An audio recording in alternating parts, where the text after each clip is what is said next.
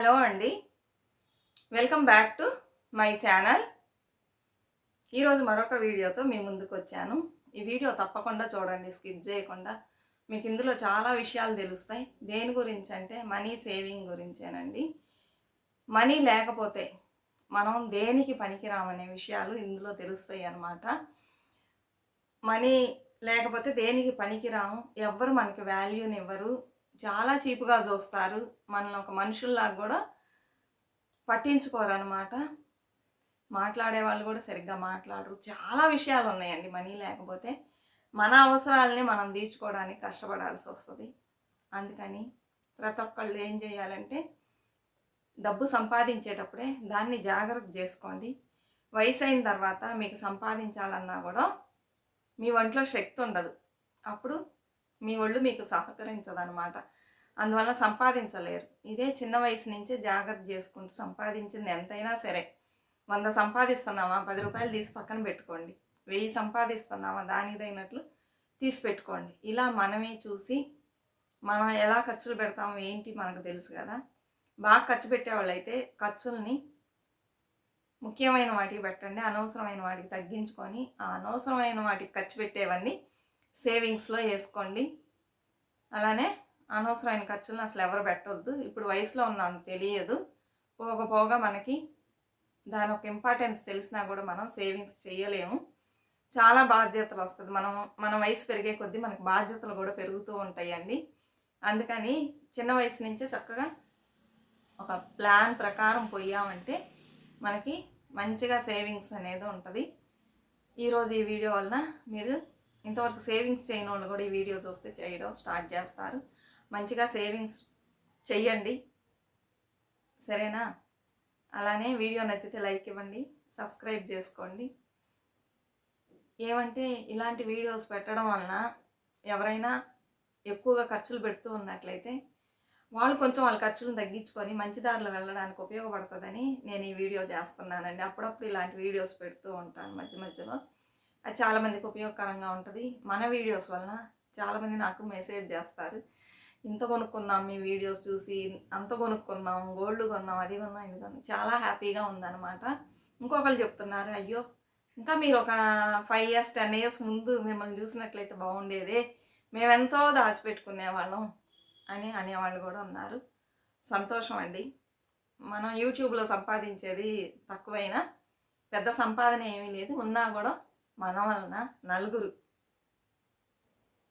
మంచిగా సేవింగ్స్ చేసుకుంటున్నారు, వాళ్ళ లైఫ్ స్టైల్ మార్చుకుంటున్నారంటే అంతకంటే ఇంకేం కావాలండి. ఏదో మన వల్ల అయింది, సరేనా?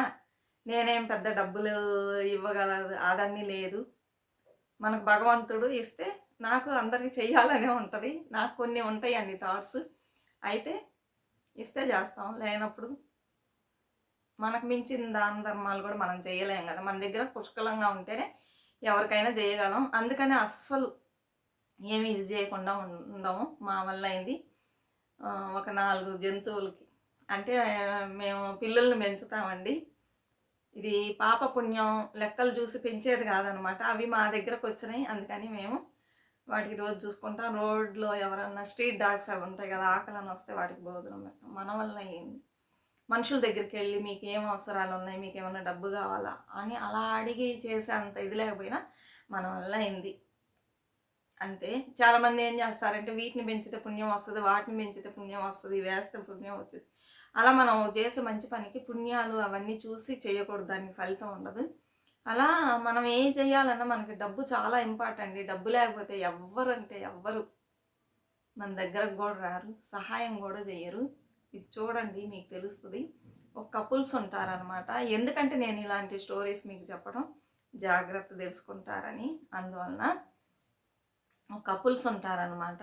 వాళ్ళు ఏమంటే బాగా సంపాదిస్తాడు అతను, వాళ్ళ వైఫ్ వచ్చి మ్యారేజ్కి ముందు జాబ్ చేస్తూ ఉంటుంది, బాగా చదువుకున్న అమ్మాయి జాబ్ చేస్తూ ఉంటుంది. మ్యారేజ్ తర్వాత హస్బెండ్ బాగా సంపాదిస్తున్నాడులే అని తనకు బోర్ కొట్టేసిద్ది అనమాట జాబ్ చేయడంలో. అందుకని జాబ్ మానేస్తుంది, ఇంట్లోనే ఉంటుంది అనమాట. వీళ్ళిద్దరికి వచ్చి ఒక పొంతు ఉంటుంది అనమాట. అంటే ఇద్దరికి ఒకేలాంటి మెంటాలిటీ ఉన్నవాళ్ళు అనమాట. ఇప్పుడు వైఫ్ విచ్చలవిడిగా ఖర్చు పెడితే హస్బెండ్ కంట్రోల్ చేయాలి, హస్బెండ్ విచ్చలవిడిగా ఖర్చు పెడితే వైఫ్ కంట్రోల్ చేయాలి. ఇద్దరు ఖర్చు పెట్టేవాళ్ళు అయితే వీళ్ళని ఎవరు కంట్రోల్ చేస్తారు చెప్పండి.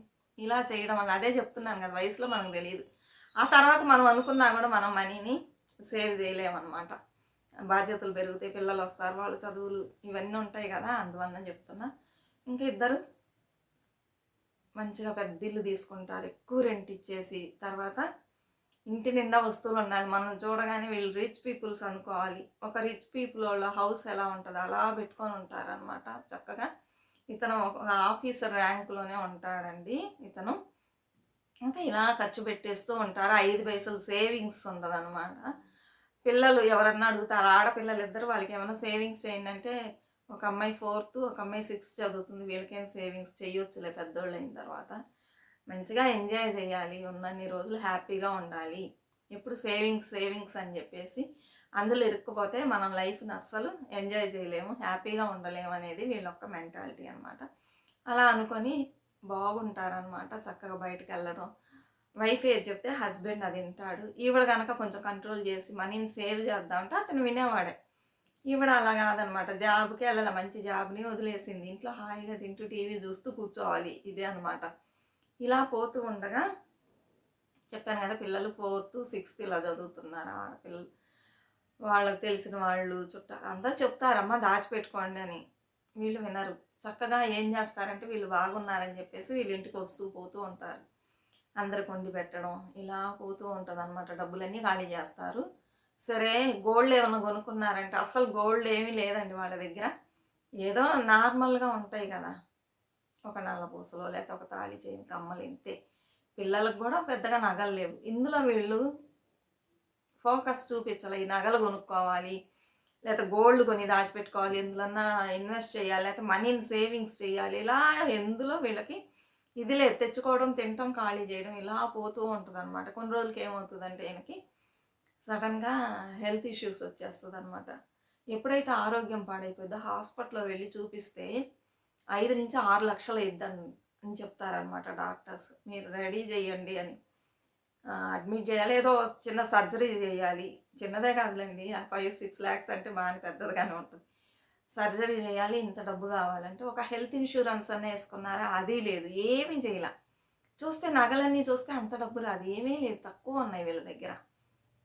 సరే మనీ ఏమన్నా ఉందంటే లేదు. ఈ అమ్మాయి కొంచెం దగ్గర చుట్టాలని అడిగితే అయ్యయ్యో లేదమ్మా, పిల్లలు చదువులకు పెట్టేసామంటారు. తల్లిదండ్రులు కూడా వీళ్ళేం దాచిపెట్టుకునే టైప్ కాదు. ఇస్తే రిటర్న్ ఇవ్వాలని ఉంటుంది, ఇస్తే రిటర్న్ వచ్చింది. ఇంట్లో పిల్లలు ఊరుకోరు కదండి, మగ పిల్లలు. అమ్మ ఇస్తే ఇస్తారో ఎవరో, వీళ్ళు ఖర్చు పెట్టేవాళ్ళని. వాళ్ళ వలన ఏమీ చెయ్యలేరు. వాళ్ళకి ఏజ్ అనమాట, ఎక్కడి నుంచి తెచ్చిస్తారు చెప్పండి, ఏజ్ అయిపోయింది. ఇంకా ఇలా ఎక్కడా దొరకదు, చాలా కష్టపడుతూ ఉంటారు. అప్పుడు వాళ్ళకి తెలిసిద్ది అనమాట, అయ్యో అందరు చెప్పారే మనమే వినలేదు. ఈ సేవింగ్స్ చేసినట్లయితే ఈరోజు మనం ఎవరి దగ్గరికి వెళ్ళాల్సిన పరిస్థితి వచ్చేది కాదు. ఇంత సంపాదించి చివరికి అందరి దగ్గరికి వెళ్ళి అడగాల్సిన పరిస్థితి. వీళ్ళని చూసి అందరు నవ్వుతూ ఉంటారనమాట. వీళ్ళ దగ్గర తిన్న వాళ్ళు కూడా నవ్వుతూ ఉంటారు. బాగా అయ్యిందా, ఒక్క పైసా దాచిపెట్టుకోలేదు, అయ్యో మనం వెళ్ళి వాళ్ళ ఇంట్లో తిన్నామే, మన వల్ల అయినా హెల్ప్ ఏదో మనం కొంచెం అన్నా ఇద్దామని లేకుండా బాగా నవ్వుకుంటారు, హేళన చేస్తారనమాట. వీళ్ళ చెవును కూడా పడుతుంది, బాధపడతారు. అవును మనం చేసిన పెద్ద తప్పు. ఒకటి నగలన్న కొనిపెట్టుకుంటే ఇప్పుడు తాకట్లో పెట్టి మనం లోన్ తీసుకొని ఏదన్నా చేసేవాళ్ళం, అది లేదు. మనీగా లేదు, ఏమీ లేదు. ఇంటి నిండా ఆడంబర వస్తువులు, దీనివల్ల ఒక యూజ్ లేదు. ఇంత పెద్ద ఇల్లు తీసుకున్నాము, రెంట్ బాగా 40,000 ఎంతో రెంటు. తర్వాత కొంచెం ఈఎంఐలు కడతారు, మిగిలిందన్నీ ఖాళీ చేస్తారు. ఇలా ఉంటుంది 40 నుంచి 50 వరకు రెంటు వాటికే పోతుంది అనమాట. ఇంకా ఇలా ఏం చేయాలి తెలియక బాధపడుతూ ఉంటారు. ఆఫీస్లో కూడా ఎవరు ఇవ్వడానికి ముందుకు రారనమాట. ఇంత సంపాదిస్తూ ఒక మంచి ర్యాంక్లో ఉన్నారు, ఆఫీసర్ ర్యాంక్లో, ఆయన దగ్గర డబ్బులు లేవంటే ఇంక వీళ్ళు ఏం తిరిగిస్తారని చెప్పేసి ఎవరు ముందుకు రారు. అప్పుడు ఆఫీస్లో ఒక అతను ప్యూన్గా ఉంటాడనమాట. ఆయనకి ఏదో అవసరం వచ్చినప్పుడన్నీ కొన్ని పనులు ఏం చేసి పెడతాడు, ఆఫీస్ పరంగా తెలియనివన్నీ చెప్పిస్తాడు. ఆ విశ్వాసంతో ఇంకా ఆయన ఫోన్ చేస్తాడు, చేసి అమ్మ డబ్బులు దొరికినాయి అంటే లేవండి, చూస్తున్నాం ఎక్కడ దొరకలే, ఉన్నాయి హాస్పిటల్ అడ్మిట్ చేయమంటున్నారని బాధపడుతుంది వాళ్ళ వైఫ్. సరే అమ్మ బాధపడకండి, నేను ఈవినింగ్ ఆఫీస్ అవ్వగానే మీ ఇంటికి వస్తానని చెబుతాడు. సరేనా ఆయన దగ్గర చెబుతుంది అలానా అనుకుంటారు. ఇంకా ఈవినింగ్ ఆఫీస్ అవ్వగానే వీళ్ళ ఇంటికి వస్తాడు. ఏంటి సార్ ఎక్కడన్నా దొరికిందంటే లేదండి ఎక్కడ దొరకలా. ఏమని చెప్పిద్ది, ఎక్కడ దొరకలా, వెతుకుతున్నాము, ఎవరు రావట్లా ముందుకి, కొంచెం కొంచెం ఇచ్చినా కూడా పర్వాలా, మళ్ళీ తిరిగి ఇచ్చేస్తామంటే అంతేనమ్మా, ఎవ్వరివ్వరు. మీరు చేసింది చాలా పెద్ద తప్పు. సార్ అలా ఉన్నా మీరన్నా జాగ్రత్తగా ఉండాలి. మీరు జాగ్రత్తగా లేరు. వీళ్ళేమంటే మంచి మంచి బట్టలు పిల్లలకు గూడా కొంటాం వేలు వేలు ఇచ్చి. అలా బట్టలకు పెట్టడం ఇలానే చేశారు గానీ, ఫ్యూచర్ గురించి అస్సలు ఆలోచించలే. మనకేమన్నా అర్జెంట్‌గా ఎమర్జెన్సీ ఏదన్నా వస్తే మనం ఏం చేస్తామని ఆలోచించకుండా ఇలా చేయగానే వీళ్ళ దగ్గర ఏమీ లేదనమాట సేవింగ్స్. ఇతను అంటాడమ్మా నేనిస్తాను. నా పిల్లల కోసం దాచిపెడుతున్నా. నేనిస్తాను. మీరు మళ్ళీ నాకు తప్పకుండా ఎప్పుడిస్తారు చెప్పండి అంటే, ఆయన చెప్తారు 1 ఇయర్‌లో ఇచ్చేస్తాము. వీలుంటే ముందుగానే ఇస్తాం. లేకపోతే 1 ఇయర్‌లో ఇచ్చేస్తాం అంటే, మీరు నాకు ఇంట్రెస్ట్ ఏమి ఇవ్వద్దు. మీరు చాలా హెల్ప్ చేశారు. డబ్బులు మాత్రం తిరిగి ఇచ్చేయండి. నెల నెల ఒక అమౌంట్ ఇచ్చేయండి. తొందరగా తీరిపోయిద్దని. దా ఒక దాంట్లో వీళ్ళిద్దరు సంతకాలు తీసుకుంటారు. తప్పుగా తీసుకోకండి, ఇలా సంతకాలు తీసుకుంటున్నానని. ఆయన రొటేషన్‌కి ఇస్తూ ఉంటాడు. ఎవరి దగ్గరైనా నేను ఇలానే తీసుకుంటా. మీరు తప్పుగా తీసుకోవద్దు. డబ్బుల వలన విరోధం రాకూడదు. సరే అదేం పర్వాలా. నువ్వొచ్చి నీ అంతట నువ్వు ఇస్తానంటున్నావు ఇలాంటి ఆపద సమయంలో సంతకాలే కదా మేము చేస్తామని చేసిస్తారు. ఆ అబ్బాయి మరుసటి రోజు డబ్బులు తెచ్చిస్తాడండి. అది తీసుకెళ్ళి హాస్పిటల్ అడ్మిట్ చేసి ఆయనకి సర్జరీ చేసి అన్నీ చేస్తారు. ఇంకొంచెం డబ్బు కావాల్సి వచ్చిద్ది. ఆయనకి అన్నీ పెట్టాలి కదా, తిండ్లు మంచిగా. డాక్టర్ చెబుతాడు మీరెంత మంచి తిండి పెడితే అప్పుడే ఇతను తొందరగా కోలుకోగలుగుతాడని చెప్పగానే ఇంకెవరి దగ్గరికి వెళ్ళకూడదు, మళ్ళీ ఆయన అడగకూడదని చెప్పేసి ఈవిడ దగ్గర ఉన్న కొంచెం జ్యువెల్స్ అవన్నీ తీసుకెళ్ళి పెట్టేసి ఆ డబ్బు చేసి ఎటు ఆయన 2 నెలలు 3 నెలలు అవుతుంది ఆఫీస్కి వెళ్ళడానికి. అన్ని రోజులు ఏం చేస్తారని చెప్పేసి ఈ డబ్బులను వాడుకుంటూ ఆయనకు మంచి తిండి పెట్టి అన్నీ బాగా చేస్తారండి. తర్వాత ఆయన ఆఫీస్కి వెళ్తారు. ఇప్పుడు వీళ్ళకి బుద్ధి వచ్చింది, మనకి ఇంత పెద్ద ఇల్లు అవసరమా, చిన్న ఇంటికి వెళ్దామంటే ఇన్ని సామాన్లన్నీ మనం ఏం చేయాలి, బాగా ఇంటి నిండా సామాన్ కొని పెట్టుకున్నారు కదా, ఆ పెద్ద ఇంటికి తగినట్లుగా ఏం చేయాలి ఏంటి అని ఆలోచించేటప్పుడు ప్యూనే చెబుతాడు, మా ఇంటి సైడ్ రండి 10,000 15,000కి పెద్ద ఇల్లు దొరికిద్ది. అయితే మీకు ఆఫీస్ రావడానికి కొంచెం కష్టంగా కొంచెం దూరం, పర్వాలేదు అనుకుంటే రండి నేను చూసి పెడతాను. సరే చూడు అంటారు. చూడంటే చూస్తారు. ఓ 15,000లో పెద్ద ఇల్లు, ఇలాంటి సైజు ఇల్లే దొరికిద్ది అనమాట. ఇంకా సరే అక్కడికి వెళ్దాము. ఒక 30 నుంచి 35,000 మనకు మిగిలిద్ది. ఇంకొంచెం వేసుకుంటే ఇతనికి నెలకి 50,000 ఇచ్చినా కూడా తొందరగా తీరిపోయిద్ది అని చెప్పేసి ఇంకా ఇల్లు ఖాళీ చేస్తారు. అక్కడికి వెళ్ళిపోతారు ఈ సామాన్ అంతా తీసుకొని. ఇప్పుడు వీళ్ళకి 30,000 పైనే మిగులుతుందన్నమాట రెంట్. ఇక నుంచి మనం ఏమి ఆడంబర ఖర్చులు చేయకూడదని ఇంకో 50,000 ఉందనుకోండి, ఒక 20,000లోనే మనం ఇల్లు అన్నీ సరిపుచ్చుకోవాలి, తిండి కానీ అన్నీ. మిగిలినవి కూడా వేసేసి తొందరగా కట్టేద్దాం. ఇప్పుడు వీళ్ళకి ఎంత సేవింగ్స్ మంత్లీ 60,000 సేవింగ్స్. ఇదే ఫస్ట్ నుంచి చేసినట్లయితే ఎట్లా ఉండేది, బాగుండేది కదా. చెయ్యాల ఈమె ఎందుకు మంచి ఉద్యోగాన్ని వదిలేసింది. ఇప్పుడు ఏం చెప్పిద్ది, 20,000 అంటే కొంచెం ఇదిగా ఉంటుంది, నేను జాబ్కి వెళ్తానండి, ట్రై చేస్తాను, నన్ను చాలామంది పిలుస్తున్నారు, నేను వెళ్తాను, ఎంతో కొంత రానియండి, మన ఫ్యామిలీకి ఇదిగా ఉంటుంది. పిల్లలు పొద్దునెళ్ళి ఎప్పుడో వస్తారు కదా, ఆ లోపు వచ్చేస్తాం కదా మనం, ఏం ప్రాబ్లం లేదు, వెళ్తాను, ఊరికే కూర్చుంటే ఏమొస్తుంది, ఇన్ని రోజులు మనం ఎంత మనీని వేస్ట్ చేసాము తెలుసుకోకుండా అని చెప్పేసి ఆవిడ జాబ్కి బయలుదేరింది. ఒక పరిస్థితి, మన క్రిటికల్ అయిన పరిస్థితి వచ్చినప్పుడే మనకు ఆ మనీ యొక్క ఇంపార్టెన్స్ తెలుస్తుంది. అంతవరకు చక్కగా కూర్చొని తిని టీవీలు చూస్తూ టైం స్పెండ్ చేసిన ఆవిడకి ఇప్పుడు డబ్బు అవసరం, వేరే దారి లేదు. అక్కడ అతనికి 6 lakhs అంత కట్టాలి, పెట్టిన గోల్డ్ అంతా విడిపించుకోవాలి, ఇంకా లైఫ్లో మంచిగా సెటిల్ అవ్వాలి కదా. ఎంత పెద్ద దెబ్బ తిన్న తర్వాత మళ్ళీ జాగ్రత్త లేకుండా ఎవరైనా డబ్బులు ఖర్చు పెడతారా, ఇదే ఒక పెద్ద గుణపాఠం అనమాట వాళ్ళకి. ఇంకా ఈవిడ జాబ్కి వెళ్ళింది, ఈవిడికి ఒక మంచి శాలరీ వచ్చింది. ఇప్పుడు ఏం చేస్తారు, గబగబా అతను 1 year చెప్పారు కదా, 1 year కంటే ముందే అతను అప్పు తీసేసి మళ్ళీ గోల్డ్ను కూడా విడిపించుకుంటారు. విడిపించుకొని మనం ఇలానే ఉందా అని చెప్పేసి ఇంకా ఇప్పటి నుంచి సేవింగ్స్ వేస్తూ ఉంటారు. పిల్లలకి ఆమె ఏం చేస్తుందంటే ఆమెకు వచ్చే డబ్బుని కొంచెం గోల్డ్ ఇన్వెస్ట్ చేస్తుంది మంచిగానే.